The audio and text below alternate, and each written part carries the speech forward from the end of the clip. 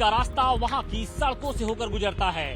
वाराणसी में भी पिछले 6 सालों में सड़कों का ऐसा जाल बिछाया गया जिसने यहाँ के विकास को एक नई रफ्तार दी है और इसमें सबसे प्रमुख है रिंग रोड। वाराणसी में रिंग रोड के फेज 1 और फेज 2 का काम अब पूरा हो चुका है। लगभग 40 किलोमीटर लंबे इस परियोजना की वजह से वाराणसी में जाम की समस्या काफी हद तक अब कम हो चुकी है। इसके अलावा प्रयागराज के साथ साथ मिर्जापुर हो या फिर गाजीपुर, गोरखपुर, मऊ, आजमगढ़ की ये जो जाने वाली हैवी व्हीकल्स होती हैं वो अब सड़क शहर के अंदर से होकर नहीं गुजरती हैं और इसकी वजह से जो प्रदूषण का स्तर है वो भी कम हुआ है। इसके साथ साथ लोगों के समय भी बचता है। योगी सरकार ने इस परियोजना को पूरा करने के लिए पूरी ताकत झोंक दी थी। न सिर्फ जमीन अधिग्रहण के मोर्चे पर उन्होंने काम किया बल्कि तय सीमा के अंदर इस काम को करके दिखाया। सीएम योगी आदित्यनाथ अपने 6 साल के कार्यकाल में 100 बार से अधिक बनारस का दौरा कर चुके हैं। आपको क्या लगता है कि जो सपने प्रधानमंत्री मोदी देखते थे बनारस के लिए उसको किस तरीके से उन्होंने पूरा किया है? देखिए, इसमें कोई दो राय नहीं है कि योगी जी ने इस बनारस के लिए बहुत ही कंटस्ट दिनों रात मेहनत किया है, जिसकी छवि आज बनारस में दिख रही है। बनारस 6 सालों में बहुत कुछ बदला है। मोदी जी ने और योगी जी ने दोनों लोगों ने मिल के खूब बनारस को जो है विकसित किया है।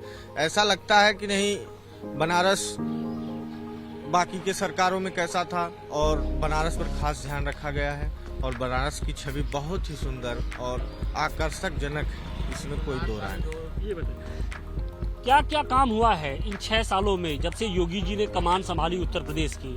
किस तरीके से मोदी जी की जो योजनाएं थी उसको किस तरीके से उन्होंने पूरा कराया?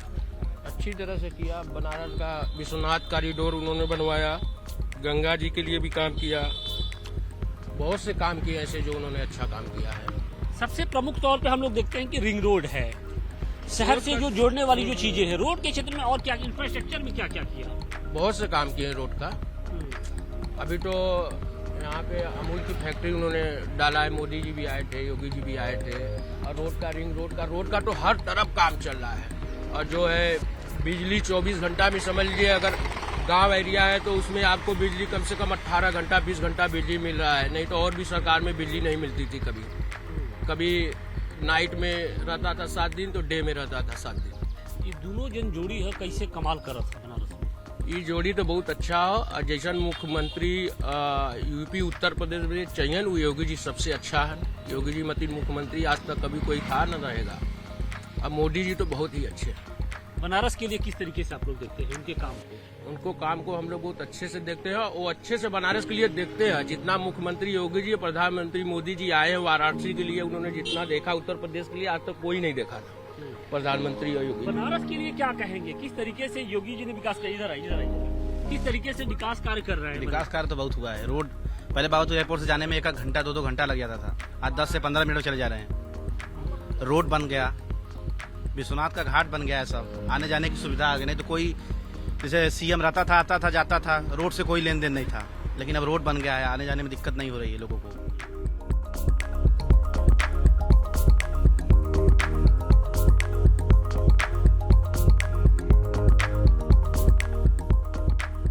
सकरी सड़कें और उस पर रेंगती हुई गाड़ियां, कुछ यही पहचान थी वाराणसी की। लेकिन पिछले 6 सालों में योगी सरकार की मेहनत और बेहतर प्लानिंग ने इस तस्वीर को अब बदल दिया है। वाराणसी में अब जगह जगह पार्किंग स्टेशन आपको दिखाई पड़ेंगे जो अत्याधुनिक संसाधनों से लैस हैं। फिलहाल स्मार्ट सिटी परियोजना के तहत वाराणसी में कुल 4 जगहों पर मल्टी लेवल जो पार्किंग स्टेशन है वो बनाए गए हैं जिसमें एक साथ हजारों गाड़ियां पार्क की जा सकती हैं। फिलहाल हम वाराणसी के जिला मुख्यालय के पास बने इस पार्किंग स्टेशन के पास मौजूद है और यहाँ की तस्वीर आपको हम दिखाने की कोशिश करते हैं कि आमतौर पे जिला मुख्यालय की वजह से यहाँ पर हमेशा जाम की स्थिति बनी रहती थी।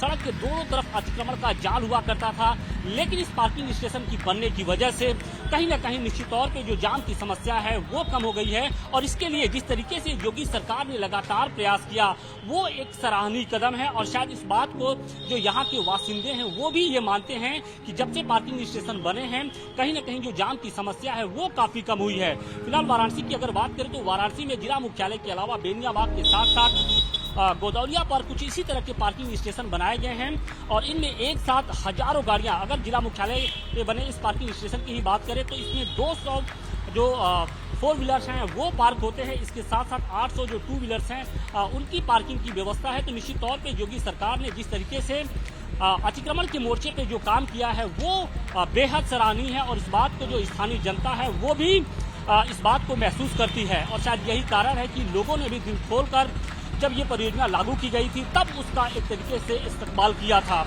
अब देखिए जैसे जैसे जो योगी सरकार का जो कार्यकाल बढ़ता जा रहा है तस्वीरें और बदलती जा रही हैं।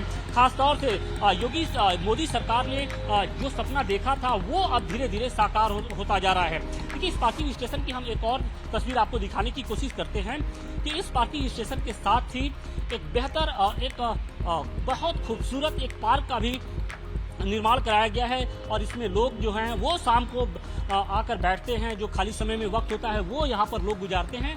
तो न सिर्फ पार्किंग स्टेशन बल्कि उसके साथ जो जगह होती है उसका भी पूरा सदुपयोग सरकार कर रही है और इसकी वजह से लोग हैं वो भी बेहद खुश हैं। पवन ये बताइए कि इस पार्किंग स्टेशन की बनने की वजह से कितनी आप लोग को सहूलियत होती है? जी बहुत अच्छा लग रहा है और कम से कम गाड़ी सेफ है और व्यवस्था इतनी बढ़िया है कि कहने की बात नहीं। जब ये पार्किंग स्टेशन नहीं बना था तब जिला मुख्यालय की क्या स्थिति हुआ करती थी, किस तरीके से आप लोग जाम से जूझते थे और खासतौर से योगी जी ने जिस तरीके से पिछले 6 सालों में जो तस्वीर बदली है बनारस की उसे लेकर आप क्या कहेंगे? जी बहुत बढ़िया, पूरा बनारस एकदम चेंज हो गया है और पहले तो इतनी फजीयत होती थी हम लोगों की कि क्या बताएं, इतना जाम में झेलना पड़ता था। गाड़ी वहाँ खड़ी करने के बाद निकालने में दिक्कत और इधर उधर खड़ी हो जाती थी, पुलिस भी परेशान करती थी। अब तो इससे बढ़िया है कि इतना आराम से यहाँ गाड़ी सेफ रहती है और अच्छी जगह खड़ी रहती है, इत्मीनान से आदमी अपना आके लेके जा सकता है। सहूलियत तो बहुत अच्छी है शहर में भीड़ भाड़ के लिए, तो ये तो अच्छा ही हो गया कि यहाँ जगह है। उसके पहले तो था नहीं, रोड पे लोग लगाते थे, चोरी हो जाती थी। इसके लिए तो अच्छा ही हो गया ना जनता के लिए।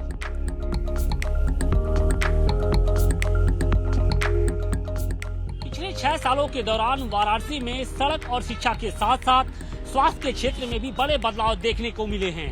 प्रधानमंत्री नरेंद्र मोदी और सीएम योगी आदित्यनाथ की कोशिशों का ये नतीजा है कि वाराणसी अब मेडिकल हब बन चुका है।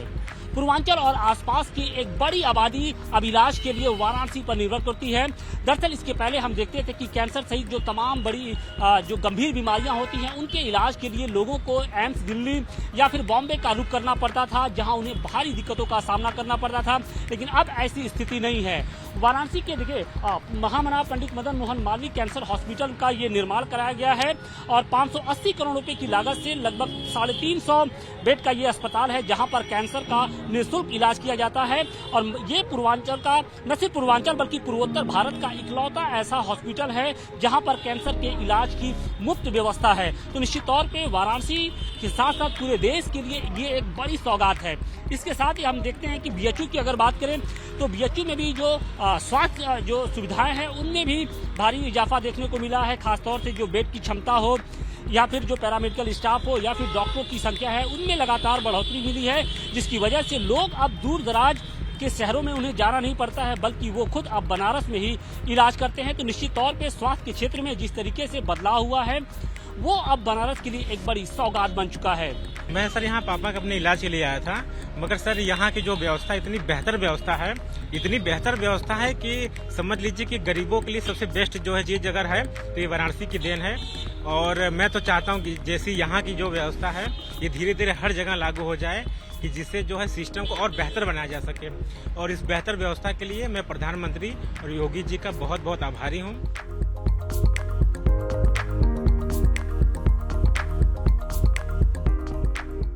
धर्मनगरी वाराणसी में डबल इंजन की सरकार ने यूं तो विकास के कई कार्य कराए, लेकिन सबसे ज्यादा चर्चा जिस बात की होती है वो है काशी विश्वनाथ धाम की। 8 साल पहले प्रधानमंत्री नरेंद्र मोदी जब यहां से सांसद चुने गए थे तो उन्होंने काशी वासियों से एक वादा किया था। वो वादा था बाबा विश्वनाथ को सकरी गलियों से मुक्त करने का, और आज उनका जो ड्रीम प्रोजेक्ट है वो पूरा हो चुका है। बाबा विश्वनाथ का ये सबसे बड़ा धाम अब बिल्कुल सर्वसुलभ है, शिव भक्तों के लिए पूरी तरीके से खोल दिया गया। और अब यहाँ पर लाखों की संख्या में प्रतिदिन जो शिव भक्त हैं वो यहाँ पर दर्शन करने के लिए आते हैं। तो निश्चित तौर पर शिव भक्तों की जो एक लंबे समय से जो एक मुराद थी वो अब पूरी हो गई है। अब जो शिव भक्त हैं वो गंगा घाट से सीधे मंदिर की ओर कॉरिडोर में आते हैं और वहाँ पर बाबा को जल अर्पित करते हैं। इसकी वजह से न सिर्फ जो पर्यटन उद्योग है वो भी अब ऊंचाइयों को छू रहा है। स्थानीय दुकानदार हों या फिर होटल से जुड़े हुए लोग हों, ट्रेवल से जुड़े हुए लोग हैं, उनका जो कारोबार है वो नित नई ऊंचाइयों को छू रहा है। हमारे साथ कुछ स्थानीय लोग भी हैं। ये बताइए कि काशी विश्वनाथ कॉरिडोर को आप किस तरीके से देखते हैं? कितना बड़ा मील का पत्थर है बनारस के विकास में? बनारस के विकास में बहुत बड़ा योगदान आदरणीय प्रधानमंत्री जी का है, मुख्यमंत्री जी का है, और बहुत ही सुंदर विकास हुआ है मंदिर के लिए और काशी के जन जन के लिए एक सुंदर सा संदेश गया है। देश में संदेश गया है। बाबा विश्वनाथ की नगरी है काशी, कण कण में बसा काशी है। बाबा विश्वनाथ यहाँ 100 और शिव की नगरी काशी है। यहाँ हर भक्त जो भी आते हैं दूर दराज से, सारे कष्ट दूर हो जाते हैं उनका, बाबा पर श्रद्धा रखते हैं। देखिए, ये कॉरिडोर बनना एक बड़ा चैलेंज था क्योंकि पूरे चारों तरफ से मकान से घिरा था, गलियों से बाबा घिरे हुए थे, उनको तोड़ना। तो आप किस तरीके से देखते हैं, किस तरीके से प्रधानमंत्री नरेंद्र मोदी हो या फिर योगी आदित्यनाथ ने किस तरीके से इस कॉरिडोर को बनाने में अपना योगदान दिया? बहुत बड़ा इनका सहयोग रहा, योगदान रहा, प्रशासन का भी सहयोग रहा, क्योंकि कुछ लोग जो है मकानों पर, राजा महाराजाओं का मकान था, लोग अवैध तरीके से कब्जा उब्जा किए थे। इन लोगों ने अपने तरीके से उसको रजिस्ट्री कराना और उसके बाद राष्ट्रपति जी के नाम से रजिस्ट्री कराना, राज्यपाल जी के नाम से। उसके बाद इन्होंने कॉरिडोर को विकास किया और सबको प्रेम से, सबको घर दिया इन्होंने, सबको व्यवस्था दिया इन्होंने, सबको मतलब खुश रखा इन्होंने, और बाबा के भक्तों को भी खुश रखने के लिए मंदिर बनवाया। बिल्कुल, बाबा के भक्तों को खुश रखने के लिए भी एक निश्चित तौर पे ये जो कॉरिडोर है एक बड़ा मील का पत्थर साबित होने वाला। देखिए, इस कॉरिडोर को बनाने के लिए सीएम योगी आदित्यनाथ लगभग दिन रात उन्होंने एक कर दिया था। जब भी वो बनारस आते थे वो इस कॉरिडोर में जरूर आते थे, एक एक चीज की बारीकी से निरीक्षण करते थे, अधिकारियों को ताकीद देते थे। इसके साथ ही सबसे बड़ी बात यह है कि ये जो कॉरिडोर है वो एक तय सीमा के अंदर बनकर तैयार हुआ और कहीं न कहीं देश के दूसरी जो मुख्यमंत्री हैं या जो अन्य प्रशासनिक अधिकारी, उनके लिए भी एक नजीर साबित हुआ है ये कॉरिडोर। वाराणसी से अतिकेश के साथ आशुतोष सिंह, टाइम्स नाउ, नव भारत।